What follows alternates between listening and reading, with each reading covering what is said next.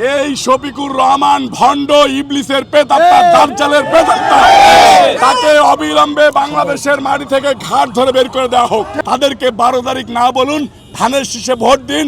এই রাজাকার আলবদর আল শামদেরকে ইনশাল্লাহ পাকিস্তানে পাঠিয়ে দেব। আপনারা সোশ্যাল মিডিয়া ইউজ করেন, আপনাদের মধ্য দিয়ে আমরা খবর জানতে পাই।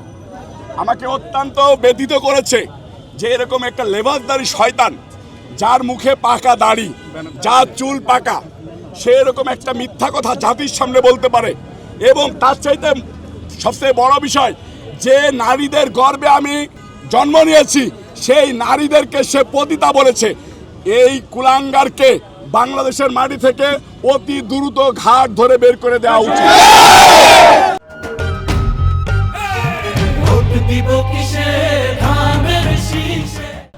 যে নারীদেরকে সম্মান করতে পারে না সে কোনো দলের প্রধান হতে পারে না।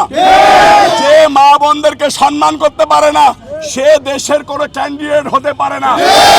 আমি আমার মা বোনদের পক্ষ নিয়ে বলতেছি, এই শফিকুর রহমান ভণ্ড ইবলিসের প্রেতাত্মা, দাজ্জালের প্রেতাত্মা, তাকে অবিলম্বে বাংলাদেশের মাটি থেকে ঘাট ধরে বের করে দেওয়া হোক। মা বোনদেরকে জাগ্রত করার জন্য বলতেছি, আপনারা রাজপথে নেমে আসেন। আপনারা 12 তারিখ ব্যালটের মধ্য দিয়ে এই ধর্ষকদেরকে না বলুন, এই রাজাকার আলবদর আল শামদেরকে না বলুন। এই যে ছাত্রলীগ যুবলীগের ভিতরে থেকে, যারা আওয়ামী লীগের ভিতরে থেকে বাংলাদেশকে বাংলাদেশকে নিয়ে ষড়যন্ত্র লিপ্ত থেকে দুর্নীতিগ্রস্ত হয়েছে, তাদেরকে 12 তারিখ না বলুন, ধানের শীষে ভোট দিন।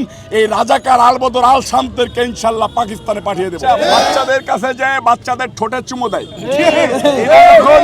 এটা যখন সারা বাংলাদেশের মানুষ প্রতিহত করেছে, এই লুচ্চাকে ওই জায়গা থেকে যখন প্রতিহত করেছে, তখন সে বিদেশে যায় মনে হয় ওষুধ খায়। সেই ওষুধ যখন কাজে লাগাইতে পারে নাই, তখন আমার মা বোনদেরকে তারা পতিতা বলতেছে। ইনশাল্লাহ 12 তারিখ এই লুচ্চা শফিকুর রহমানকে ব্যালটের মধ্য দিয়ে তাদেরকে বুঝিয়ে দেব রাজাকারকে বাংলাদেশ কতটুকু ঘৃণা করে, এই ধর্ষকদেরকে বাংলাদেশ কতটুকু ঘৃণা করে।